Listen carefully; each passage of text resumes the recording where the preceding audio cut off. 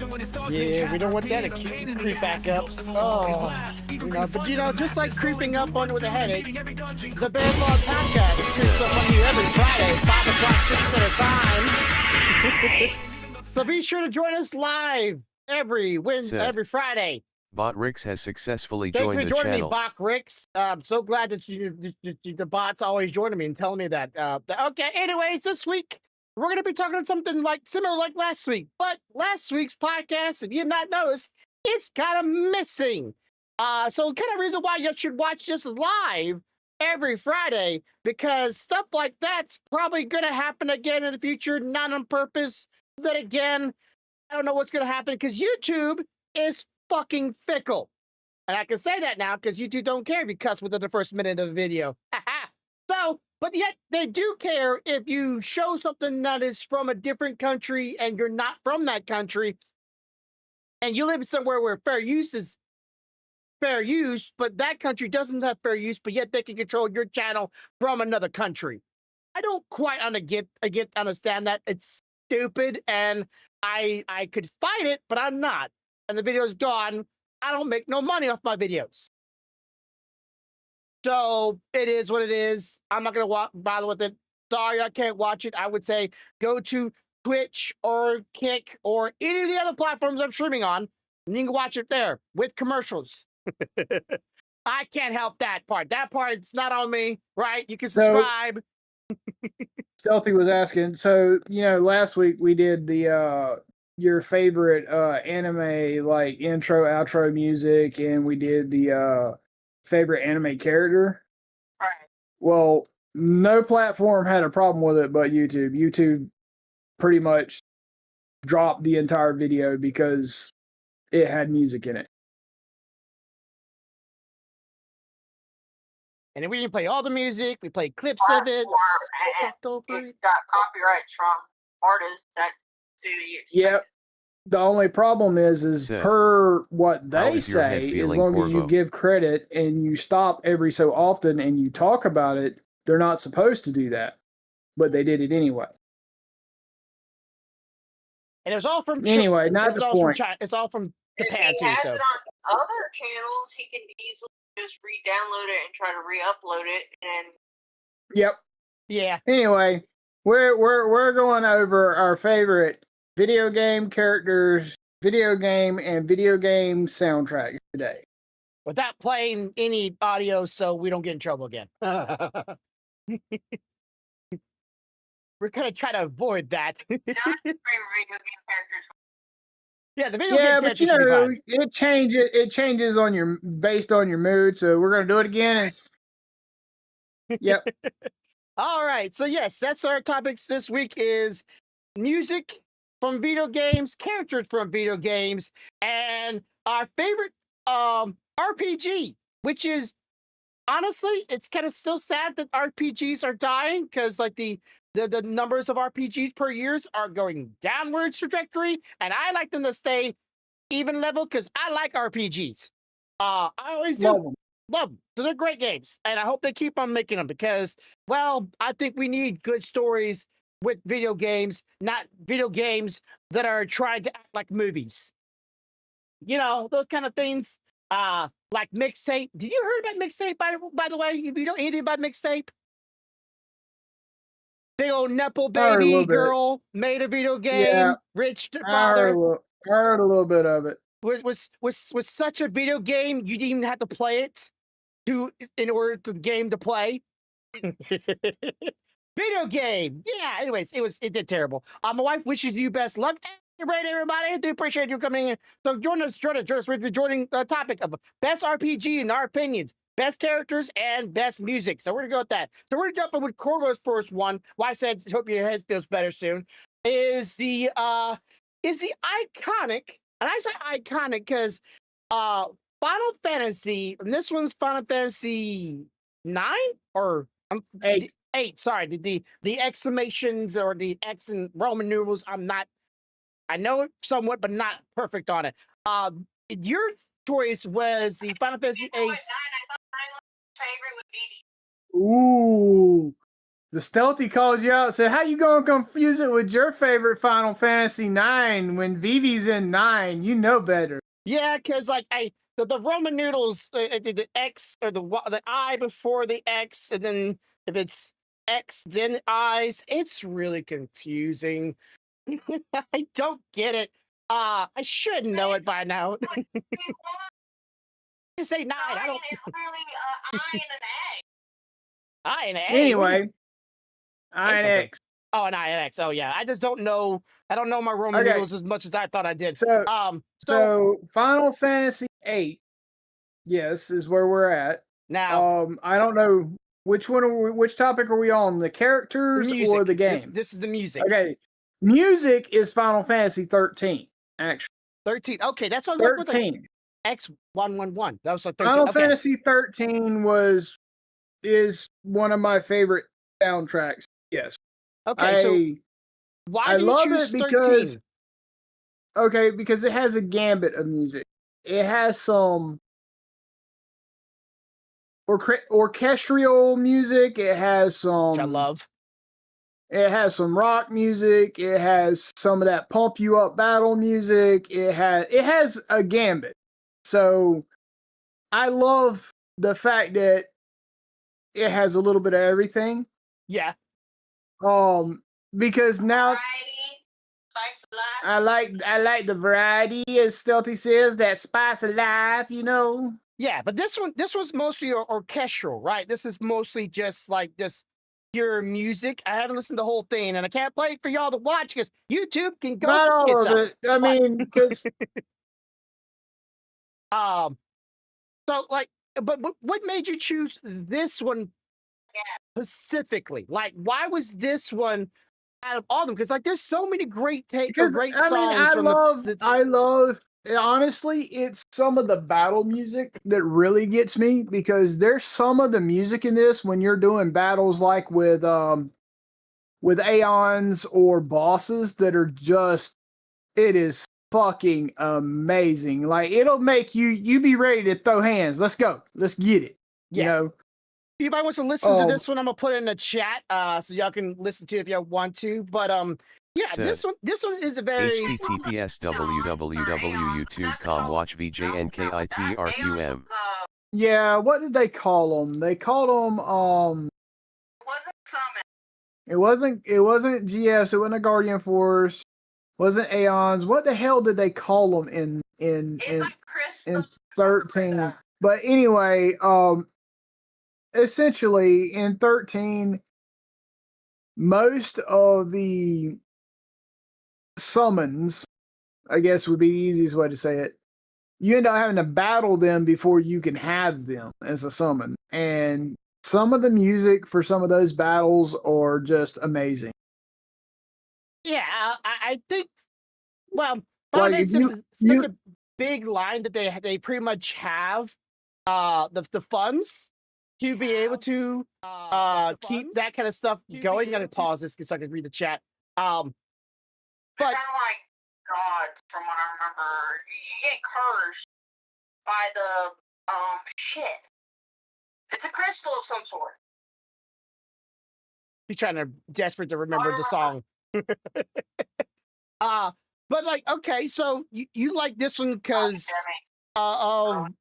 I guess, like, is this a calming nature to the song? Because I was listening to it, it was very soothing, very relaxing at the very beginning of it, getting to listen to the full thing of it. And I don't have this version of Final Fantasy, right? Because, you know, I don't have a PS4 or PS5, whatever, 3.5. I have it on Switch. You have it on Switch?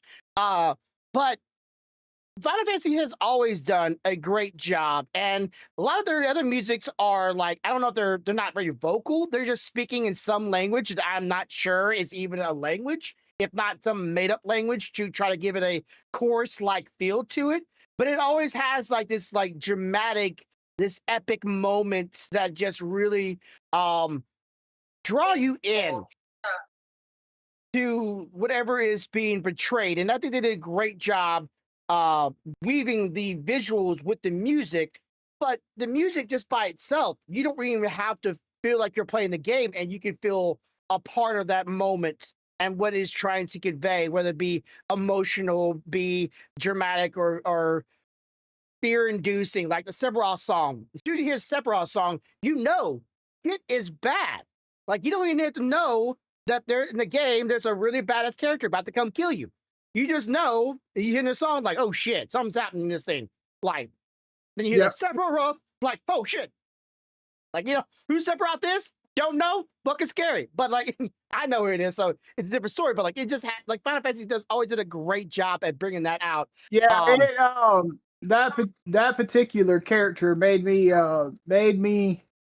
paranoid. Anytime I see a single black feather floating around in the air, I'm like, this bitch, gonna throw stop talking to me, bitch. Go on. Now, my choice for it is the original GoldenEye 007 song from the 64 game.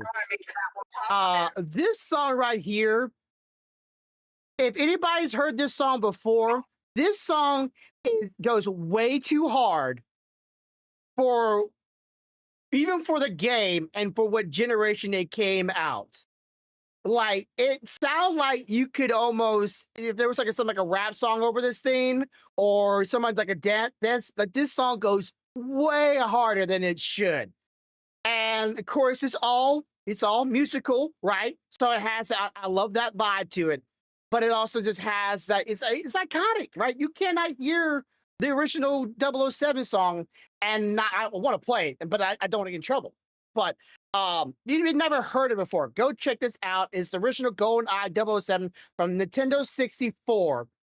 And it you think the some of the movies, I don't think any of the movies have done this version of the GoldenEye. They always do the same GoldenEye, but like this one to me is the best one.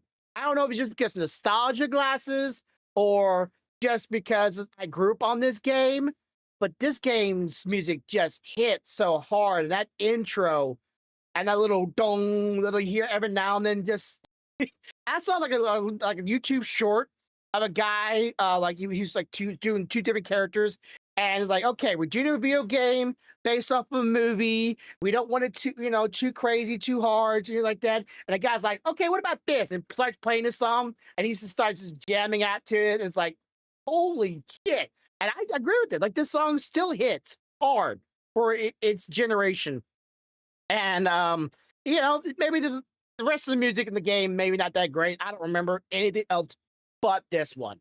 Do you remember any of like the Golden Eyes music from the games other than the main song? No. No. I have no clue. You could play all those soundtracks from the Golden Eye game, and I would not know a single one of them. Play this one, I know it. It's just too iconic, and I think that is the truth to the matter. And I don't know. I guess. Like I was always having an interesting taste in a lot of music. https://www.youtube.com watch BP vomitivity list plvnp boas ywghjqcmldhjxb. There we go. Okay. So is there any other ones? Like we could easily talk about like Halo from Master Chief Collection or Halo. You got Halo. Hell, you got Doom Eternal. You got a bunch of different ones that hit hard. But I mean, yeah, but like Ni no Kuni's soundtrack is one of those that like it doesn't hit you hard, like make you pump you up, but it hits you in the feels. Like you don't have to play the game to get emotional listening to that fucking soundtrack.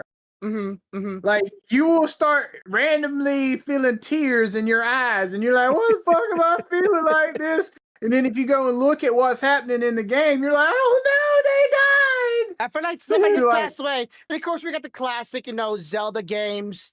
You can't like Nintendo's always been one of those game companies that did amazing music for most of their stuff. And Zelda's like, to me, their top tier, like Pokemon music. Mario. I was laughing. I don't. Skyward Sword has one of the best Zelda soundtracks that I could think of. I mean, Ocarina of Time has a good one for sure, but I mean, Skyward Sword was good. All of them. shit, I can't think of one that's not good. Yeah, like there's plenty of versions of the Zelda songs that we all know. We all has some fucking bangers. like, yeah, we all remember. Majora's Mask has fucking bangers. Yeah. Of course, that's my favorite. Majora's Mask is my favorite of all time. I know Stealthy is Twilight Princess, but mine's Majora's Mask. You know, I played that game till it literally. Fishman with his goddamn guitar. Mr. Fishman. Yeah. I loved it. But like, you know, just like there's certain songs and music that are just iconic. Now, I personally, because like, and I have played a lot of games that are modern day. And there's some kind of, you know, good ones, like, you know, there's not a bad ones in Breath of the Wild, but I cannot think of a modern day, like you can think of a modern day, but I cannot think of a modern day song that I am like, oh my God, I love this. Now I like the soundtrack from Sea of Thieves, or not Sea of Thieves, Sea of Stars. Sea of Stars music was really good, the entire soundtrack. But like that reminded me of like the old school, like 90s Super Nintendo style of music. And I don't know if it's just like I like that style, that music that made it maybe have a bit of nostalgia, or if I actually like just love that music in general. But I love this entire soundtrack, but I cannot name a single one of them. I can't even hum one of them. So like I don't know if it's just I have that sense. I like the older stuff. I like the older sound a little bit more. And I don't know if I like all kinds of music though. That's just me. I can find something good in everything. Yeah. I'm just trying to say, like, if I'm just not paying attention, or if I just don't notice music, even if I play something. Stealthy said one of the problems is the newer games has good music in it, but it doesn't always. Back in the older games, there was usually a pause somewhere where you really heard the music. You know, you're waiting on something, you're doing something, so it's not in the background. It's actually brought more to the forefront while you're waiting for whatever's happening. Whereas a lot of the newer games now, they don't really have that moment. So you don't really get that, the music pulled forward for you. You know what I mean? That draw. Yeah. Like it doesn't really catch me or really pulls my attention. I mean, there's some really good, there's some really good like shooters and stuff that's a bunch of them have used like let the bodies hit the floor. And you know when that fucking song hits. Oh yeah. The shit's fixed to hit the fan because you finna have to kill a lot of motherfuckers. Mm-hmm. You know, and but they don't really bring it to the forefront. It's always kind of in the back. Yeah. So it's I guess it's not so much as if they're doing good music or putting good music in. It's more like I think the approach of how they're putting the music in is different. You don't get you're not getting the highlighted, like Stealthy said, part of the music. You're getting it's staying in the back. They're never bringing it forward for you. Yeah, it's like the intro for Halo. Like when soon you turn on Halo, it was the Halo ring spinning around, and you hear that. Oh, it was like immediately right there. You're not even playing the game yet. You're not even in the game, and you're already like just sucked in this music and sucked into this world. But every single time something major happened, like some awesome scene happened, that song would also start again, and it would start playing that song, and like you knew moments were about to get hyped because it would literally play off that moment. That music start going, something major is happening on the screen, and you felt so immersed in like getting your blood and your mind racing and excited. Or you're seeing something Splinter. Not many games like I said. I was playing Subnautica. I know Subnautica had music. I knew it was there. I heard it. I couldn't tell you a melody. I couldn't hum a melody, and I literally played it yesterday or the day before. I know there's music there, but I didn't care for it at all. You could just have bubbles and monsters screaming, and I would never notice the music. Right, and Stealthy was saying another thing is back in the day you didn't have the ability to adjust your music volume. Most people now, new games, you have the ability to lower the music to the background. Yeah, you don't. Most people do that. A lot of people drop it almost all the way back or off, because they don't want to hear it. They want to hear the game instead of back in the day. This is where it was, and that's where the fuck it stayed. You didn't have a choice. You had to hear it. Yeah, it was like a movie. It was in a sense of like they deliberately tuned the audio of the music to the scene and to the sounds, and it was all one thing. And I could play Genshin Impact. Genshin Impact had some great music too. I've always said Genshin Impact had great music. But if I was playing the game, a lot of times I just turned that stuff off because I just wanted to play the game, and I just wouldn't like I wouldn't like try to be immersed. Like, you know, during the story part, sure, but like otherwise, running around the world, I didn't really care for it. But I knew they had some great music. I'm just not there to listen to music because it doesn't really draw me into the world or make the experience more entertaining or more engaging like the old school games did for me. So yeah, I totally agree with Stealthy right there. Being able to adjust it and giving the players to able to just turn that off kind of takes it away a little bit, you know. But yeah, they did do that in old school games. All right, so next one, we're gonna jump into what was it, like your favorite character from video games. Now yours is an obvious one. I say obvious because how long I've been knowing you. Shut up, Stealthy. So, yeah, how long I've been knowing you and how long me and you have talked with each other. Like, this is not a surprise at all. Now, you may have told me several times why this character was your all-time favorite, but just a recap, why is this chick your all-time favorite, even though she's a villain? She's fucking amazing, and she's not really a villain. She gets fucked hard. Yeah. She's possessed. I know. She's not even really the villain. She's possessed by the villain. Yeah. And the thing is like when you knock the possession out of her ass, she helps you, quickly. She's like, fuck. Yeah. I did some bad things. Wasn't my fault. But dude, I mean, look at this fucking character. Did you see her? Yes, she's gorgeous. She's fucking gorgeous. She gives you that feeling like you don't know if you want to run or stay, because you can tell she could do bad shit to you. Yeah. But at the same time, you could tell she could do good shit to you too, and you're like, which way do I want to go? You know. To be the kind of woman I'd be like, you know what? I normally not into skinny chicks. I'll give you a shot.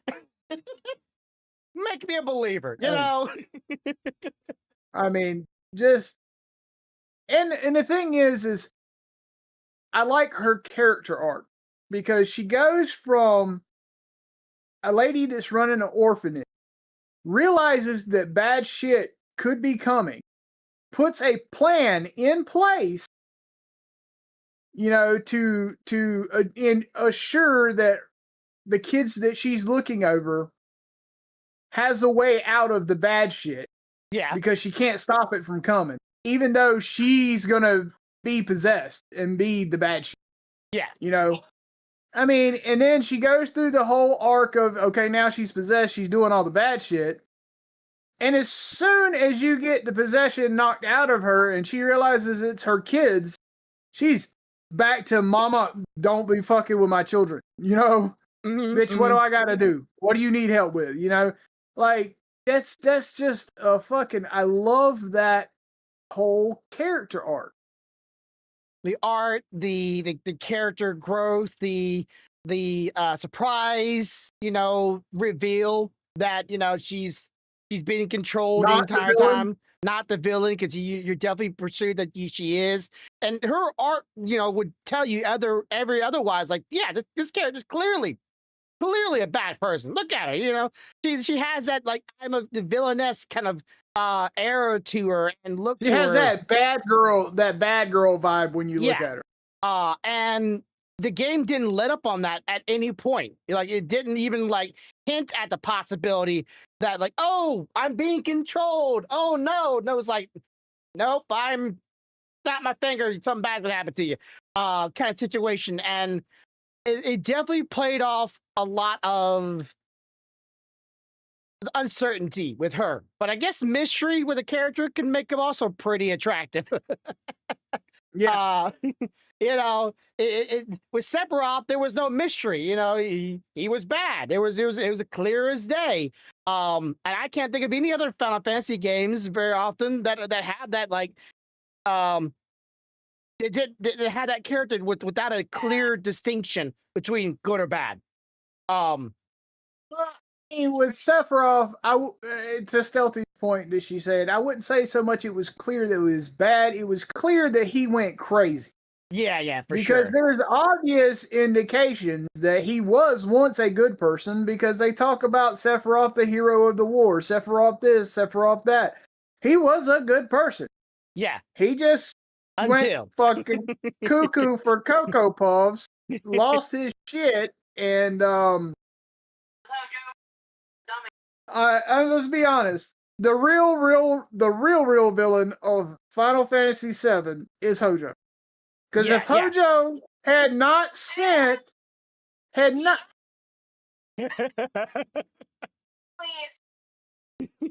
If Hojo had, yes and no, because, I mean, if you look at what Gas was trying to do, he had altruistic motives, but Hojo basically set Sephiroth. He was like a fucking loaded weapon. Yeah. He sat that bitch on the table, cocked the fucking hammer, and aimed him and said, "Now pull the trigger." That's what he did. And Sephiroth said, "Bang!" And when he went bang, the world went, "Oh shit! What just happened?" There was a disturbance in the Force. Said, is this an AI?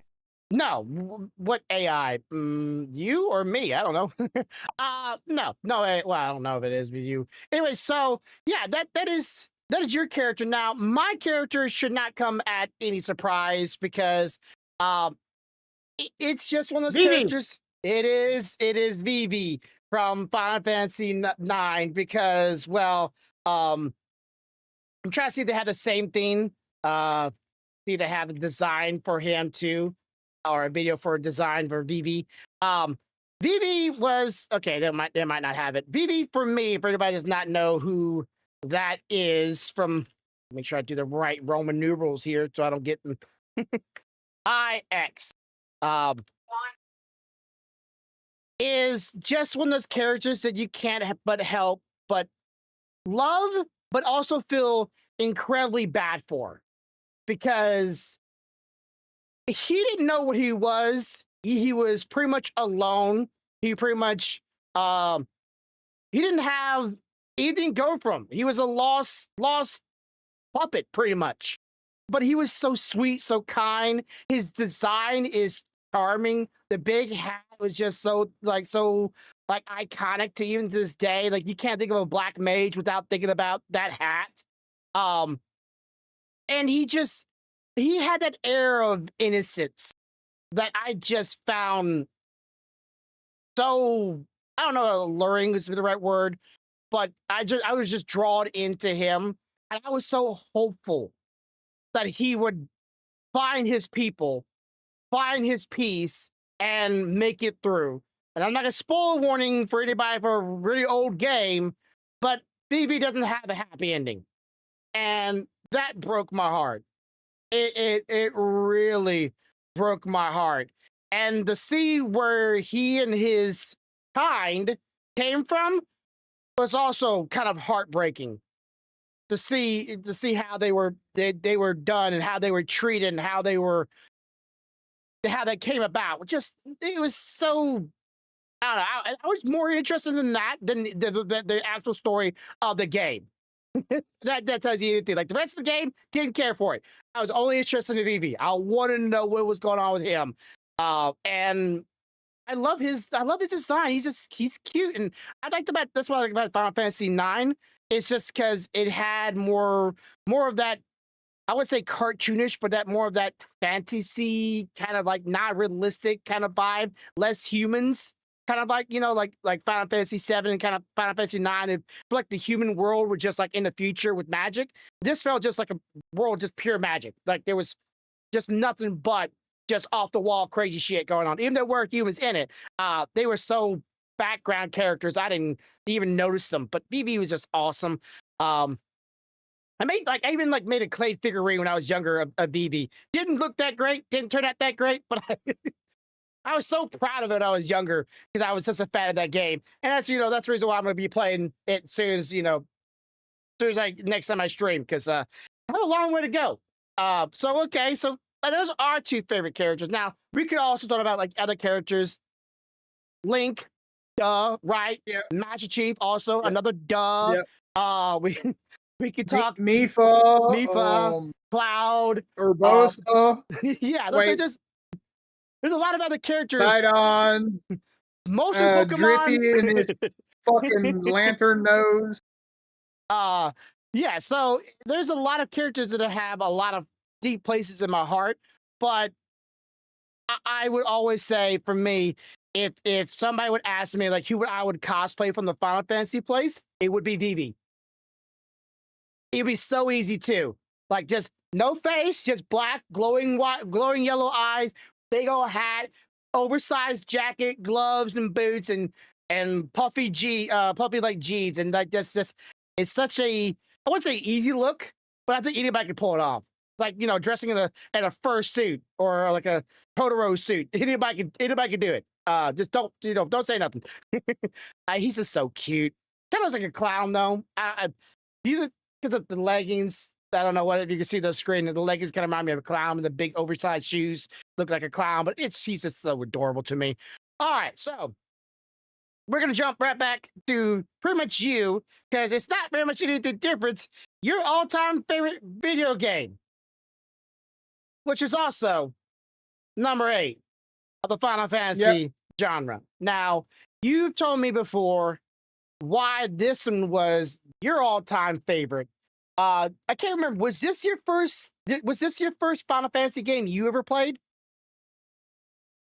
My first Final Fantasy game I ever played was 1. Which one? I played 1, and then I didn't have any of the others, and then I played 7. But 8 was the third one I played. But 8. No, we played 2. No, I'm saying when I first started playing, sweetheart. When I first started playing. But what drew me into 8 was I love the story. It was fucking insane. How events from the past were all tied into events from the future, which all tied into events happening right then. Yeah. So, because as spoiler, anybody that hadn't played this, plug your ears, but Edea is possessed by a sorceress from the future. Mm-mm. And Edea realizes it's going to happen in the past. So the current time frame, everything that's happening is being technically affected by the past and the future at the same time. Real fucking with you with the times loopy stuff. Fucking with you hardcore. And what's even worse is at the end of the game, you don't even know if the main protagonist technically lives or not. Yeah, they don't give you that. They leave it up to you to decide in your head whether that motherfucker, oh yeah, he must have survived, or nope, that bitch is dead. Yeah. Or if he was in a cuckoo bin the entire fucking time. You don't know. So it's wild, but the thing is they even use the trick of the character's own imagination becoming a weapon against him. So like, don't know if anybody knows this, but Squall wears a ring most of the game. Yeah. The ring is a ring that is meant to resemble a fictional GF or Guardian Force called Grievous or Gravis or something like that. He doesn't actually exist until you do the final boss battle, and that bitch from the future basically makes him exist. And now you got to fight his punk ass. and he fucking sucked. It was that, you know, that moment, that Ghostbusters moment where you're like, clear your mind, don't think of anything. Clear your mind, don't think of anything. And then the villain's like, you have chosen, bitch, I wasn't thinking of anything. And then Ray's like, oh, yeah, motherfucker. So I may have told you, in the past, but Final Fantasy VIII was actually my very first entry into Final Fantasy video games when I was younger. It was the first one I ever got, and since then I went back and played a lot of the previous ones beforehand. But my all-time favorite weapon is the Gunblade. The Gunblade is just, it is such a cool mesh of a sword and a gun. Like, you can't get better in fantasy than sword gun. Like, big shield sword is like Clouder's Buster Sword. It's cool. But gun sword just sounds like awesome. And I have one of them in real life. They're not practical as shit. I had one. I had a replica and gave it away as a gift to replace it. Yeah. But what did you say about giving away that thing? Yep, you're right. But it was fucking wild. The shit you see him do with one hand flicking that bitch around, let me tell you right now. Arm of fucking steel if you can do that. Yeah, real life bullshit. The fucking blade is this. The blade is this wide at the hilt. Uh-huh.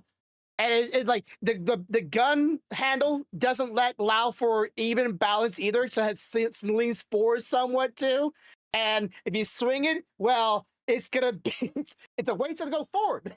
But coming back up is not that easy because it's not the middle of the blade, you know, to balance the weight on both sides. No, it's at the top of the blade where the barrel's pointing at, so you can shoot it if it was real. But yeah, swinging it, no. It one-handed, hell no. But holding it two-handed was not like, it was like you pinching the very end of it, trying at least my hand. I was like pinching the end of it, like, how are you supposed to hold this with two hands? But yeah, I love the design of the Gunblade. I love the lion motif on it. I like the lion chain at the bottom of it. Line, right? I'm not mistaken. It's a line, right? Yeah, well, that was Griever.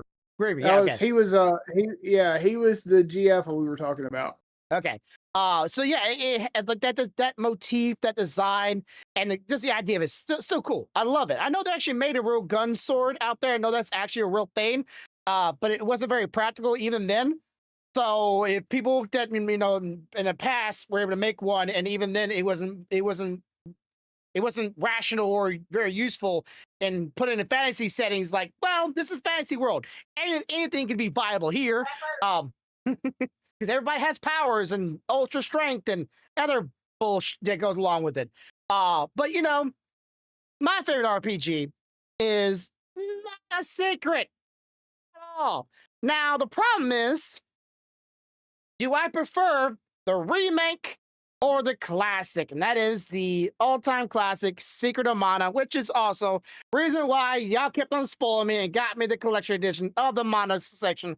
Because this game, I played this game. I don't know how many games you play like this, Corvo. I played this game well over 12 times. Completion, 100%. Yep.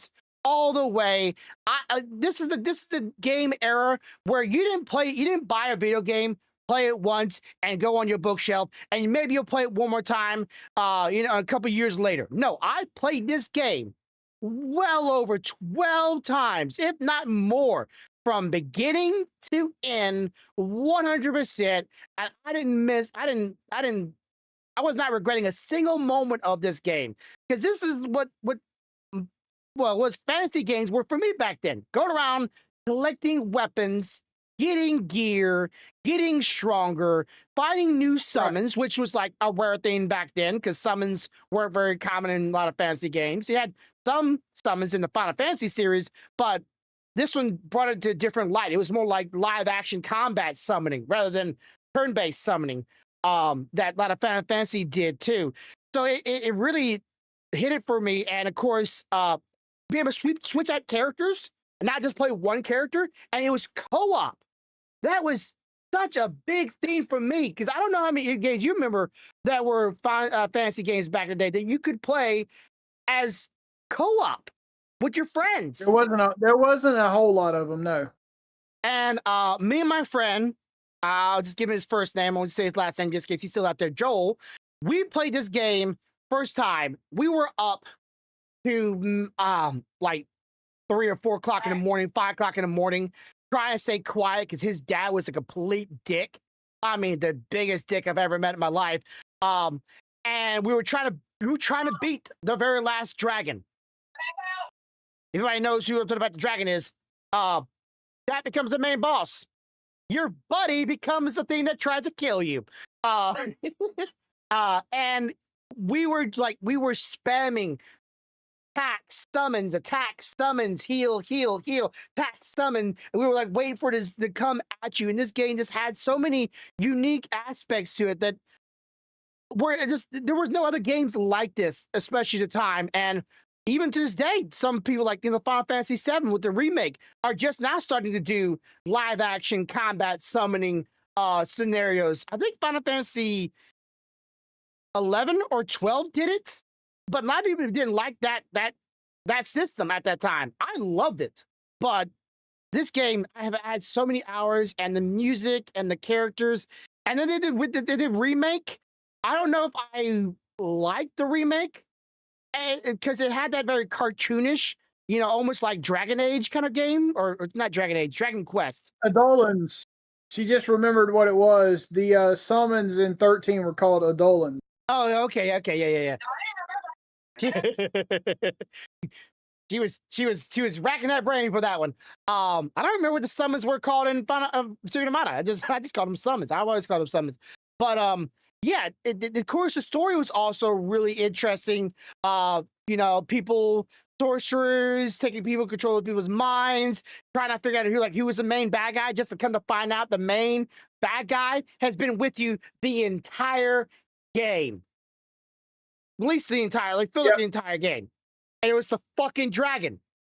And you have to kill him. You have to kill this thing that's been nothing but sweet, kind, traveled everywhere with you. You pretty much help raise it a little bit by get him saving up funds to get it to him. And this in the game to go, all right, now he's trying to kill you. Kill him.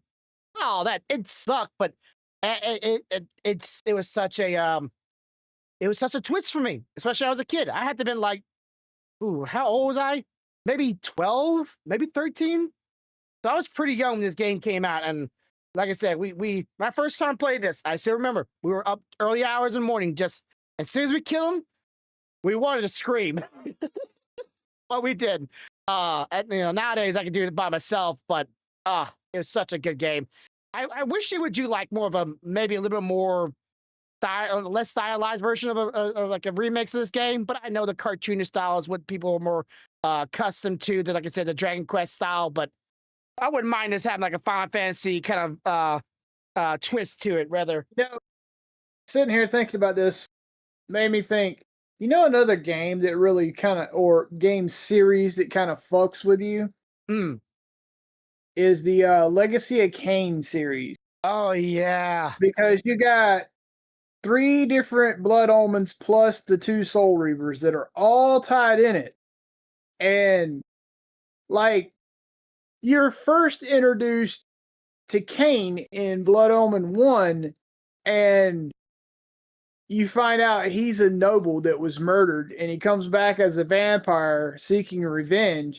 And you're thinking, okay, he deserves revenge. Bitches killed him, But then you get Soul Reaver 2. Soul Reaver comes out after it, and you find out that in Raziel's eyes, Kain's the fucking villain. You're like, the fuck?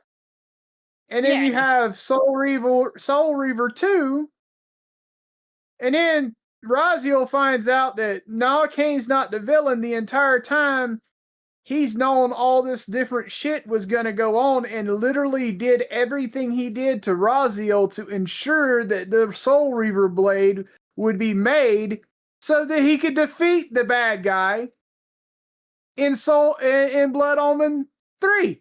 And you're like, the fuck? I am so confused. I still have to say, like it was shocking, but it was so badass when you first see like him come out to go meet the main dude, and like, oh yeah, let me show you my wings. He's like, oh, beautiful. These are lovely. These are awesome. So happy for you. And kick you into get yourself killed. Like that was such a, I wouldn't say twist, but like that was a dramatic moment. And you didn't really know what was going on, right? But you had like, okay, this guy had he pushed himself to the next evolution of vampires. He's now transcending, and this dude is just a jealous asshole that this guy, this nobody that he's calling, is now surpassing him, and he don't like that. That's all I got from it. Then you get to the end of the entire series where it goes, Blood Omen, Soul Reaver 2, Blood Omen 2, and then Blood Omen 3. And then you get to the end of 3 and you realize that everything was all a plan that Cain had, because he realized at the end of Blood Omen 1 the shit that was coming, and he set it all in motion. And you're like, ah! And he was smart. You can't blame that. But again, good writing. But yeah, I man, I know they made remakes of those games, which I never played. It reminds her of Final Fantasy 12 that I was playing. Another game the Falsi 13. You don't realize that the Falsi are the exact reason why you're having curses happen to begin with. Oh, the Falsi in 13, yeah, because you don't realize that the Falsi are the reason that the curses are happening in 13. Everybody thinks it's the Eidolons causing it, but it's not. It's the Falsi. You're like, the fuck? They definitely like making you have an expectation in one thing and then twisting it. It's like, no, not that. It's this. Actual in the world is. Oh yeah. Because remember, he set it all up, and so did White. Oh yeah. Or when you find out that the White Witch wasn't actually the evil one, it was her counsel. That was a fucking. I'm seeing a theme in all these games that we like. I like games that fuck with my brain, apparently. Well, I do know Japan has a thing about like making the good people the bad people and making the bad people the good people. And whoever you think is the good person is actually normally the fucking worst person out of there. But like the worst person is usually the best one. You just can't tell because, well, they seem bad because they're doing things that look bad till you find out that they were doing it to do good. It's like, Jesus Christ, you not have that little twist every time. I can't say I call it a lot of times, for sure, but they definitely have a thing about doing that. Especially if it's a priest. Priests are always bad in Japanese media. You're always the bad one for some reason. You like God, you're evil. They love doing that in anime and video games. Than some of the freaking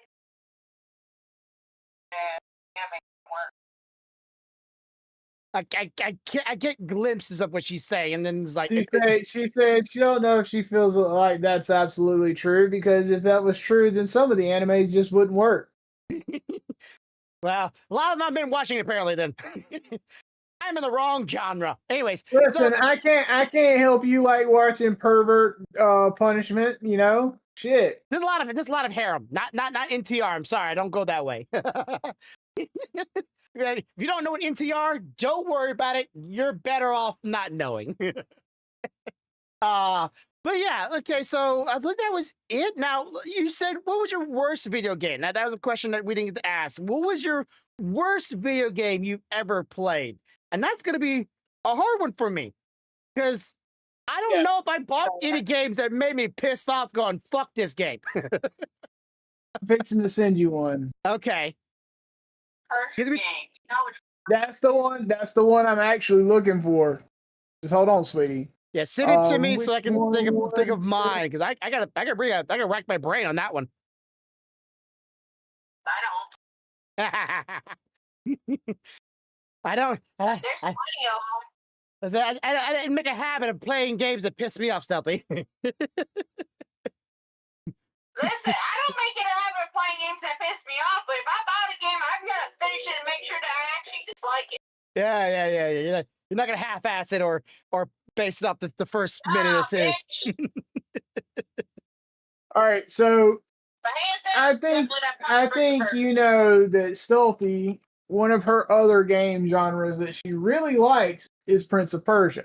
Okay. However, the one game that me and her both agree on was absolutely atrocious was actually a Prince of Persia.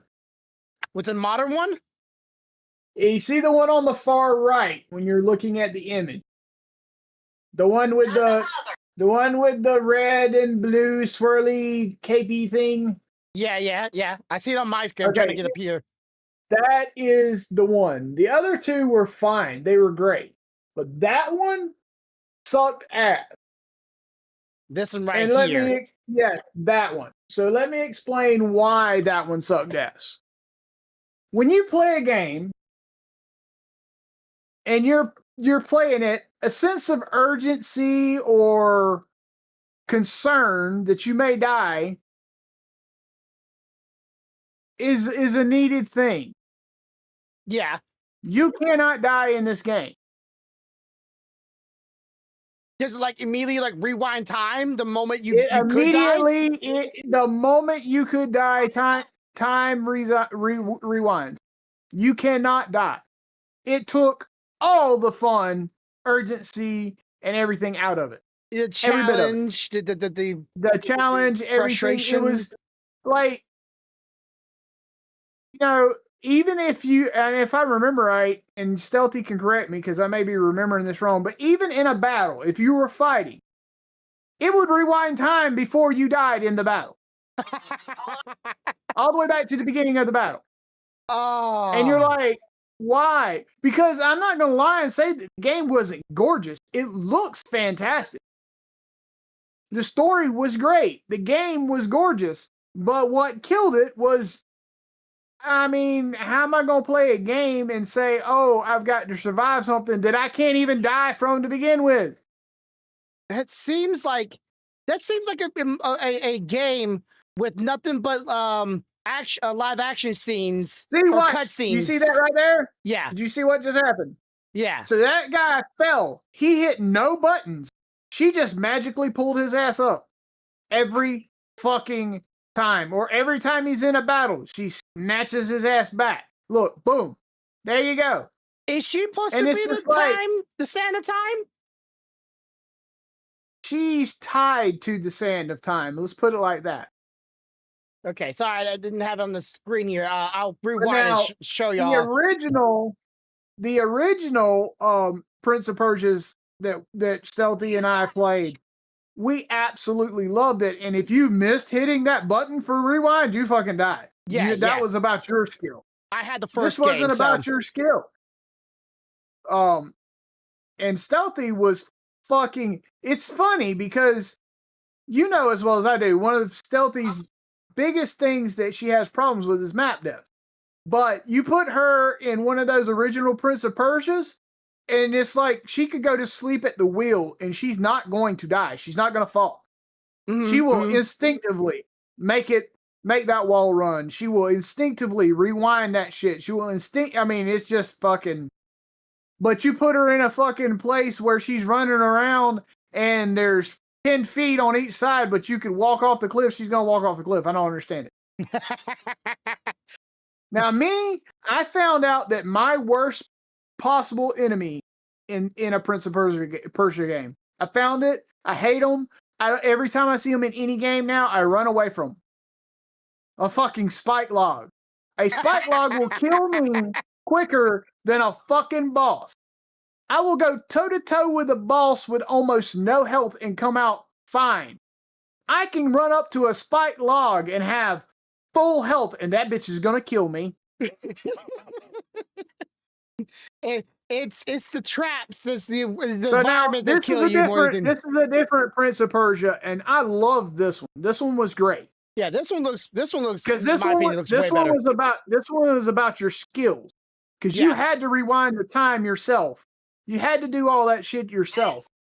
And it's limited. It only lasts for so long. So even if you hit it, if you didn't hit it at the right place, you could still die. Yeah, because you might rewind back to where you're 1 health, you're still at 0 health, but not rewind back to full health, and then come out of it and then immediately get hit and you're dead again. It's like shit. Because all you're gonna do is just get back to that same problematic moment where you're either about to get hit or you're on the edge of dying, and you just didn't want to use it. Prince of Persia for me was, I want to say, the jump off point for what we call parkour video games. Yeah. Because like, you didn't really see a whole lot of this wall running and climbing and shit until then. And then next thing you know, you got shit like Mirror's Edge. And I don't know if y'all played Mirror's Edge, but you better be fucking good at controlling your character doing parkour, or else you are gonna get tore up. But Mirror's Edge is fun too. I'm racking my brain. That's another game I'd like to see Stealthy play again. Mirror's Edge. That was a fun game to watch her play. Yeah. I just can't rack my brain of what games I just didn't like it so much so that I would rather just turn it off and never play it. Or if Stealthy forced herself to finish that Prince of Persia, even though she didn't like it. I played it for about 20 minutes and was like, fuck this. And that's what something like, I have a feeling that there a lot of game developers will be going toward, is they're gonna be taking out more and more of the actual gameplay of a video game, and more directing it toward like just like self-playing, self-act or automatic activation of things, where you don't have to worry about activating yourself and having the skill or the know-how to time it or use it. It just does it itself and takes away all sense of the actual video game. You're supposed to be playing it to learn how to adapt and overcome and use the tools you got to be able to beat the problem that's being presented. And if there's no place of dying, Stealthy said she feels like we're going backwards. Instead of making it more challenging and more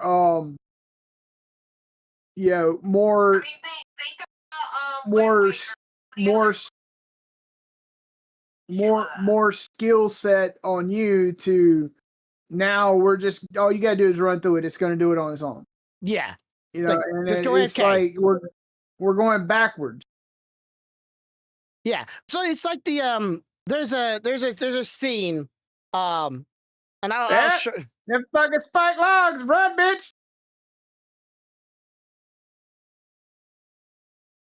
See if I can actually show you this. I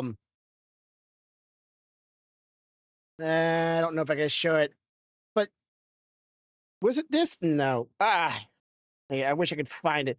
But there's a scene in this game where you're going down in a cart, and this game's called Mixtape, and someone literally had a controller in their hand, and this is what they did. And the entire time, the cart's going down this hill. You're supposed to be dodging things. You're supposed to take these ramps. You're supposed to be going over these things. They did this, nothing else. And the game moved all on its own. In and up, over, around, turns, twists, all of it. Just did this. And the game just played itself. I'm like, that is not a game. That's a movie. And that's what I'm worried about, games that are be coming out, where it's be like, okay, here's your gameplay. Option A or option B. Do you want to be confrontational or you want to be sweet? Either way, it's going to be the same thing no matter what. There's some games that I enjoy the story. So, like, for example, The Quarry. Mm-hmm. I like that game. It was largely decision based. Like, you made a decision and then your character reacted to the decision you made. There were some quick times in it, which I didn't realize was in there the first time I played it. Got fucking murdered by the first werewolf and then had to start over. But it's largely decision based, and I'm okay with some of that. But I don't want all of my games to be that way. I want you know when I want a game like that? When I don't feel like watching TV, but I still want to have some input on what's going on. Yeah. That's when I want that game. When I want to play a game, I want to do something, I want to be challenged, or I want to move myself through a story. I don't want them to do that. I want to have to do shit. Mm-hmm.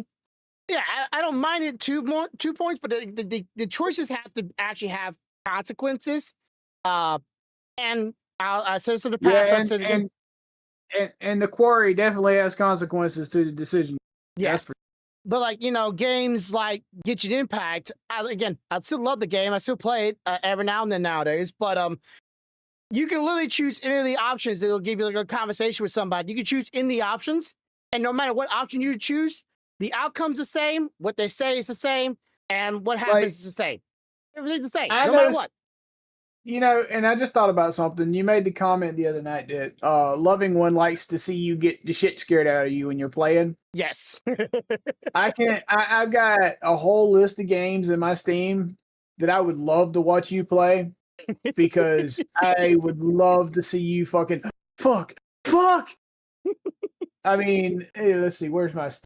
I want to read these. Quarry's a good one because it is decision based and some quick times, but there's moments that'll make you shit your pants if you're not ready for it. Mm-hmm. But or you choose the wrong option. But that's not. Where the fuck is my Steam at? Come here. Library. I'm gonna read this shit off. I went through a phase, and when I read this, you'll understand what I mean. Okay. Well, you like horror. So we have. Oh yeah. So we got Fatal Frame Project Zero. Okay. The Quarry. No. I know a game that you need to play. The other one. I need to buy it for both of you. You can play it together. It's called Phasmophobia? Yeah, I can see me and him playing that shit together.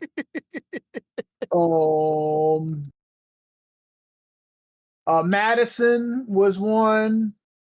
Nightmares is a good one, from what I understand.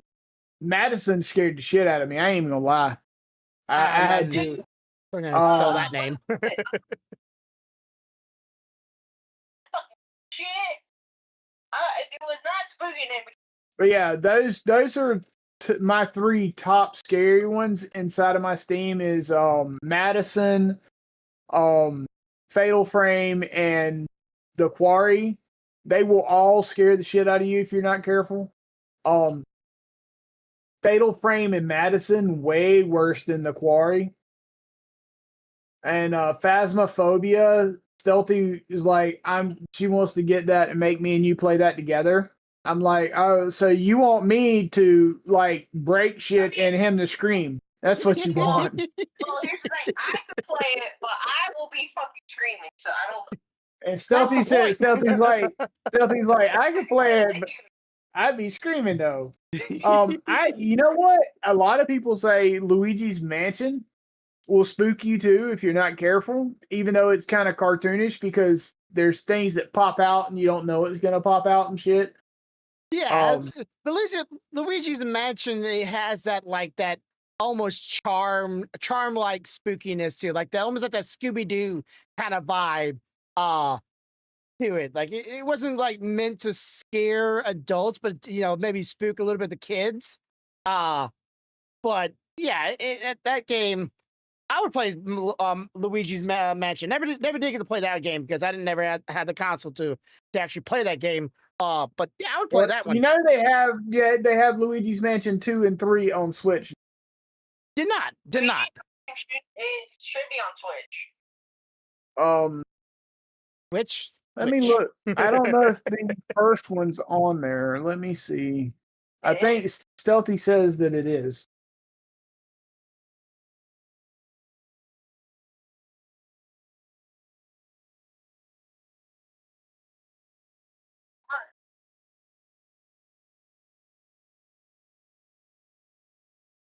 Let's see. I think the Luigi's Mansion is on. I think the first one is on the Nintendo Switch. I don't know about the second one.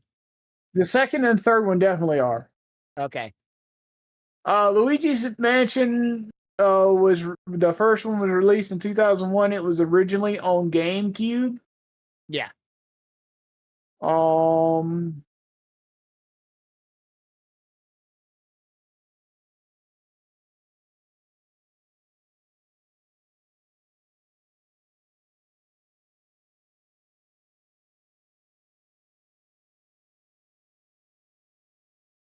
And let's see, the is available. Okay, you have to get it through the Nintendo Classics library on the Switch if you're going to play the first one on Switch.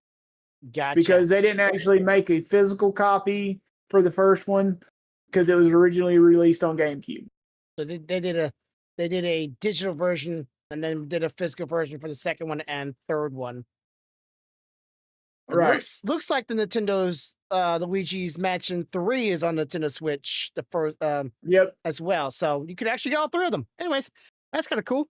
But yeah, I don't really have many games that I play that are meant to scare me. Then again, I would say I have played scary games, and either I have the habit of either jumping or I will laugh because that's that's how people cope with things that scare them.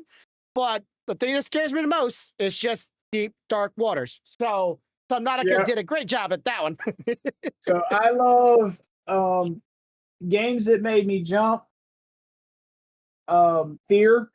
All of them motherfuckers would make me jump. Mm-hmm. Every one of them.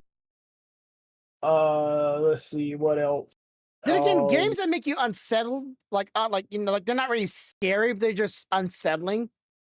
Kind of do something, for some people. I know that, like, you just feel uncomfortable the entire time. I'm trying to remember. There was a PlayStation 1 game I had, and I think it starts with a P, and it made me uncomfortable. Parasite Eve. Yes, that game made me uncomfortable the entire time I played that game.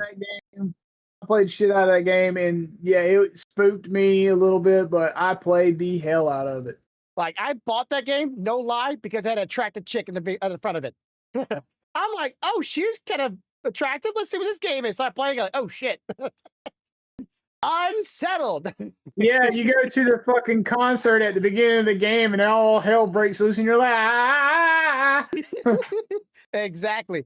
And it was just very uncomfortable game to play, but I didn't hate it. It just made me uncomfortable.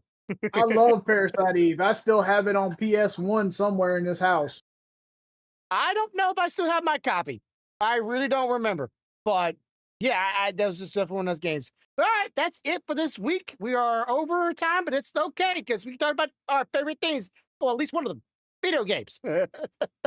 All right, so if you want to see more topics like this, if you have topics like this, whether you're watching the VODs, whether you're watching this live, let me know. Put them down in the comments. Say something during the VOD. Leave a like in the video. I would really appreciate that a lot of time. And as always, have a good day, have a good night, have a good life. Much love, y'all. Bye, guys. Bye. The black one.